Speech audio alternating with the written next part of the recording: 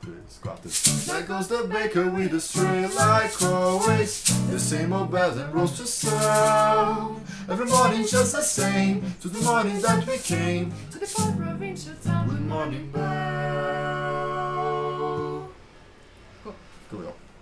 Hoje a gente vai fazer o 3x3 sobre a versão de 2017 do filme A Bela e a Fera. Se você vive tipo na lua e não sabe o que é isso, é uma adaptação live action, que isso quer dizer com atores de verdade, da animação da Disney de 1991. E como funciona o 3x3? Em vez da gente simplesmente ficar falando o que a gente acha aleatoriamente, a gente vai pegar 3 pontos positivos, explicar por que a gente acha eles positivos. E 3 pontos negativos e justificar por que a gente não gostou. Então primeiro vamos dar uma visão geral de o que a gente sentiu saindo do filme. Eu, pessoalmente, tive uma experiência muito legal indo no cinema assistir. Eu tava com poucas expectativas, na verdade. Eu imaginei que o filme ia ser meio uma cópia carbono da animação, só que com pessoas reais. Uma cópia carbono.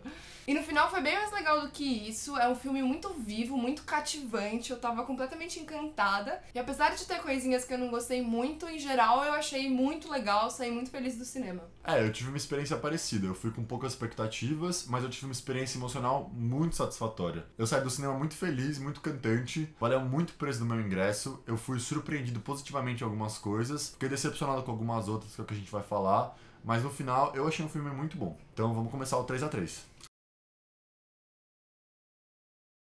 O primeiro ponto que a gente vai falar é um ponto positivo e é a questão da música. A trilha sonora desse filme é feita pelo mesmo compositor que fez a trilha do original, da animação, que é o Alan Menken. É um cara, super competente, fez vários filmes da Disney e absolutamente arrasa nesse filme. As músicas, as orquestrações são muito vivas. E o legal é que essa adaptação deixa tudo nesse filme muito maior e a música colabora muito com isso. Então, as orquestrações são muito grandes e os arranjos do coro são muito legais. E tem algumas músicas novas que o Alan Menken também compôs e elas, encaixam completamente, não parecem nada fora. Vamos até escutar um pouquinho pra vocês perceberem a diferença que é muito grande entre o original de 91 e o de 2017. Essa é a de 91. No one hits like Gaston. In a spitting match, nobody spits like Gaston. I'm especially good at expectorating. E essa é a mesma parte da música, só que de 2017. I don't care. No one hits like Gaston, matches weights like Gaston. In a spitting match, nobody spits like Gaston. I'm especially good at expectorating.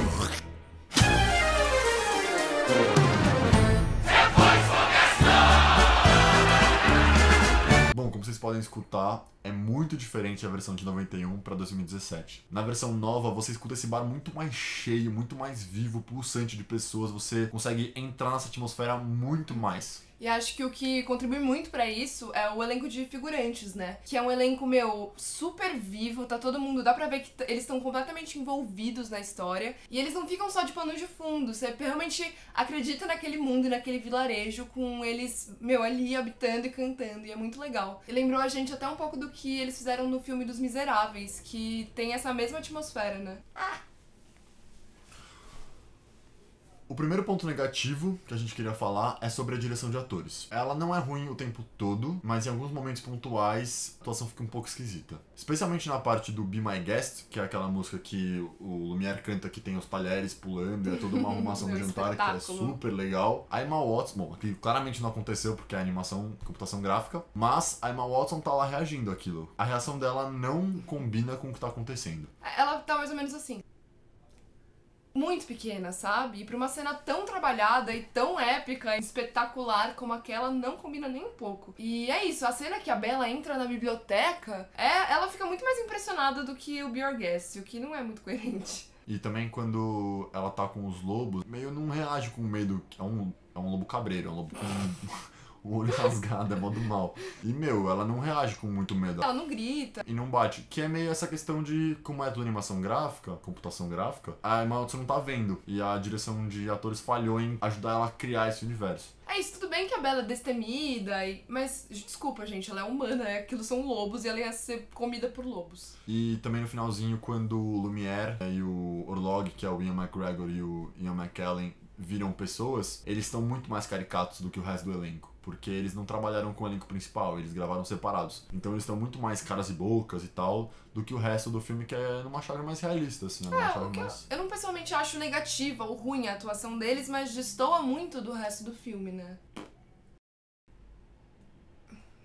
Uma coisa que foi realmente muito boa desse filme foram os visuais em geral. Então, a direção de fotografia e a direção de arte. Em questão de arte, uma coisa que a gente gostou muito é que todos o design dos objetos, os figurinos, foram baseados no que era a França do século XVIII, né? Na nobreza. Então, aquelas perucas e a maquiagem e o estilo arquitetônico, que é o rococó, que chama, que ele é todo cheio de ouro, cheio de rebusco. E a gente achou que combinou bastante com a atmosfera geral. Parabéns pra Sarah Greenwood, que foi a diretora de arte. Você mandou bem, moça. E junto com a direção de arte, uma coisa que ajuda muito nesses visuais é a direção de fotografia. A direção de fotografia é todos os trabalhos de câmera e o trabalho de iluminação. O trabalho de câmera, ele é muito incrível porque ele é sempre todo muito fluido. A câmera parece que tá dançando, que tá voando, o que combina muito com o Conto de Fadas. Dá pra ver muito na animação original, na cena do baile, que eles estão dançando, que tem uma câmera que sai voando e desce até os personagens, e você vê muito essa característica da câmera. E eu acho que foi dali que eles se inspiraram. Então a câmera nunca tá parada, ela tá sempre se mexendo um pouquinho, sempre dançando um pouquinho, se aproximando ou se afastando dos personagens. Então parabéns pro, como é que chamava? Tobias Leslie,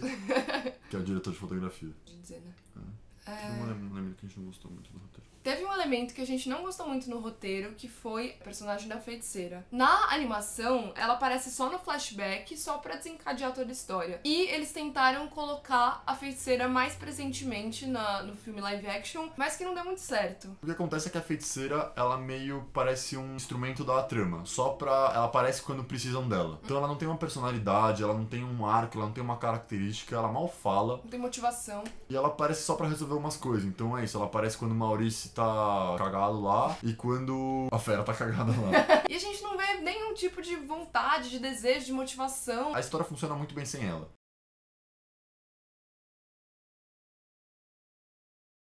Mas falando em roteiro, as mudanças e as adaptações que eles fizeram da animação pro live action, em geral, são muito positivas e muito inteligentes. Então, alguns exemplos. Na animação original, a Bela e a Fera se apaixonam em um dia, uma noite, e eles já tem toda aquela transformação e tal. E no live action, com atores reais, isso ia ser muito forçado. Então o que eles fizeram? Eles fizeram isso se estender por um tempo maior, o que ajudou bastante a criar essa credibilidade. E a Fera tem essa transição mais lenta. E outra coisa legal é que eles têm agora um motivo pra se apaixonar, que não é só pena da parte da Bela, que são os livros. Então eles passam um bom tempo ali lendo e recitando várias coisas, e é uma coisa mais crível, né? Eles têm algo em comum. Além disso, tem pequenas coisinhas que, na animação, por ser uma coisa infantil, por ser um desenho, passa, a gente acredita. Mas com atores reais seria impensável. Por exemplo, quando o Maurice antes dele chegar no castelo pela primeira vez, ele chega numa encruzilhada. E ele tem ou um caminho normal, ou um caminho super mega tenebroso, nebuloso. E aí ele vai no caminho nebuloso. Qual que foi a justificativa? Tava chovendo, caiu um raio na árvore,